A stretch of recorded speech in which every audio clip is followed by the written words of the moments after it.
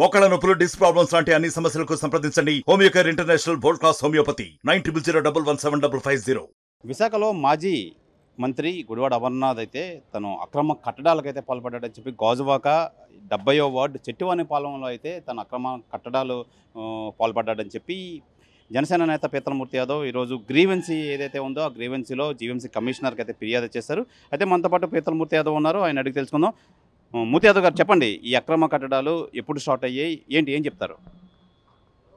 బాధ్యతాయుతమైనటువంటి మంత్రి పదవిలో ఉన్నటువంటి కోడిగుడ్డు మంత్రిగా పేరుగాంచినటువంటి గుడివాడ అమర్నాథ్ సాక్షాత్తు బయటికి చెప్పేవి నీతి కబుర్లు, దూరేవి దుమ్మర గుడుసులు అనేటువంటి విధంగా సాక్షాత్తు అమర్ చట్టివానిపాలెం 70వ వార్డులో జాతీయ రహదారి మీద పెద్ద ఎత్తున 400 గజాల్లో అక్రమ నిర్మాణం చేపట్టారు. సెల్లార్ ప్రైస్ 5 ఫ్లోర్లు అక్రమ నిర్మాణం చేపట్టారని పూర్తి స్థాయి ఆధారాలతో ఇవాళ మేము చంద్రబాబు నాయుడు గారు, ముఖ్యమంత్రి గారు, ఉప ముఖ్యమంత్రి పవన్ కళ్యాణ్ గారు పెట్టినటువంటి ప్రజా సమస్యల పరిష్కార వేదిక ఏదైతే ఉందో దాంట్లో భాగంగా ఇవాళ జీవీఎంసీ కమిషనర్ సాయికాంత్ వరం గారికి మేము ఇవాళ ఫిర్యాదు చేయడం జరిగింది.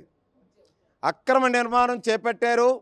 నామమాత్రపు రుసుము ఏదైతే 10,000 రూపాయలు దరఖాస్తు ఫీజు ఒక్కటే చెల్లించి 400 గజాల్లో జాతీయ రహదారి మీద నిబంధనల విరుద్ధంగా కట్టినటువంటి అక్రమ నిర్మాణం పైన చర్యలు తీసుకోవాలి.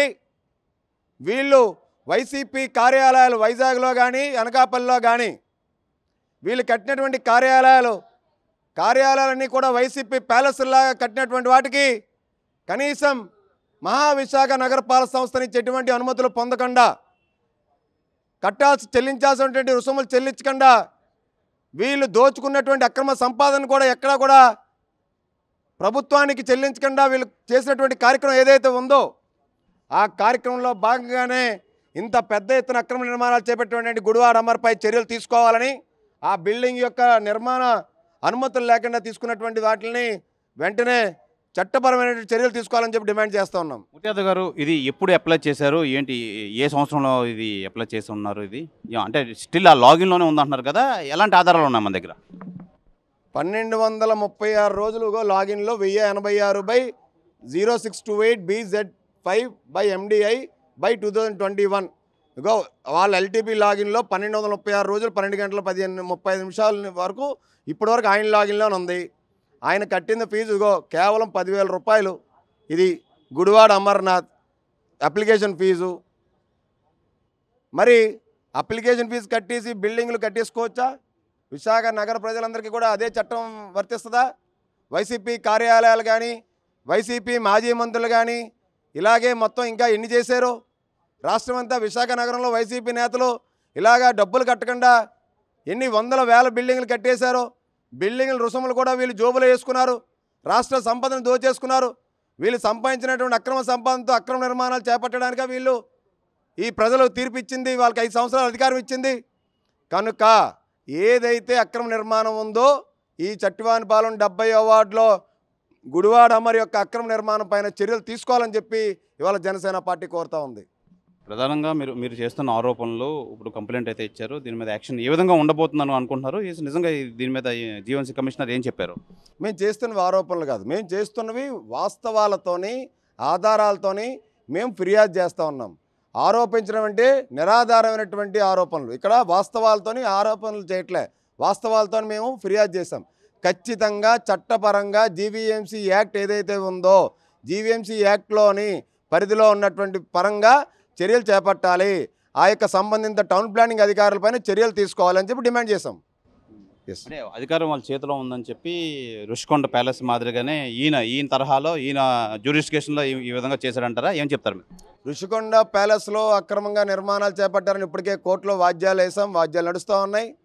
అలాగే సిఆర్జెడ్లో కూడా వీళ్ళు అక్రమ నిర్మాణాలు చేపట్టారని చెప్పి గతంలో ఫిర్యాదు చేశాం.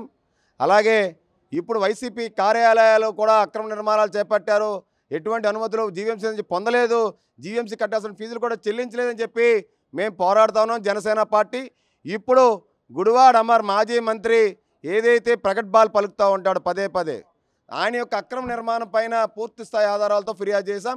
చట్టపరంగా జీవీఎంసీలో ఉన్నటువంటి చట్టం ఏదైతే ఉందో ఆ జీవీఎంసీ యాక్ట్ ప్రకారంగా చర్యలు తీసుకొని జీవీఎంసీ అధికారులు ప్రజలకు నిష్పక్షపాతమైనటువంటి పరిపాలన అందించే విధంగా అక్రమ నిర్మాణాలు వేరు, అసలు ఫీజులే చెల్లించకుండా అక్రమంగా నిర్మాణాలు చేపట్టడం వేరు. ఆ అక్రమంగా ఫీజులు చెల్లించకుండా నిర్మాణాలు చేపట్టారు కాబట్టి అక్రమ నిర్మాణాలను తొలగించాలని చెప్పి డిమాండ్ చేస్తూ ఉన్నాం మేము. ఇది ప్రధానంగా గుడివాడ అమర్నాథ్ అయితే తన మంత్రిగా ఉన్న ఆ సమయంలో అయితే తన అక్రమాలకు పాల్పడ్డారని, అక్రమ నిర్మాణాలకి ఎటువంటి పర్మిషన్స్ లేకుండా కంపల్సరీ పక్కాగా తను ఈ అక్రమాలకు పాల్పడ్డారని చెప్పి జనసేన మూర్తి యాదవ్ అయితే ఈరోజు గ్రీవెన్సీలు అయితే రిపోర్ట్ చేయడం అయితే జరిగింది. ఇది కంపల్సరీగా దీని మీద యాక్షన్ తీసుకొని ఈయన ఏ అక్రమాలకు పాల్పడ్డాడని చెప్పి ఇంకా మిగతా విషయాల్లో కూడా మేము తవ్వుతాం. కంపల్సరీగా జనసేన ఈ విషయంలో అయితే పోరాటం చేస్తుందని చెప్పి జనసేన నేత మూర్తి యాదవ్ అయితే తెలియజేస్తున్నారు. కెమెరామెన్ అజయ్తో శివరామకృష్ణ, RTV, విశాఖపట్నం నుంచి. మరిన్ని వీడియోస్ కోసం ఛానల్ ని సబ్స్క్రైబ్ చేయండి, లేటెస్ట్ అప్డేట్స్ కోసం వాట్సాప్ ఛానల్ ని ఫాలో చేయండి అండ్ లింక్ డిస్క్రిప్షన్ లో ఉంది.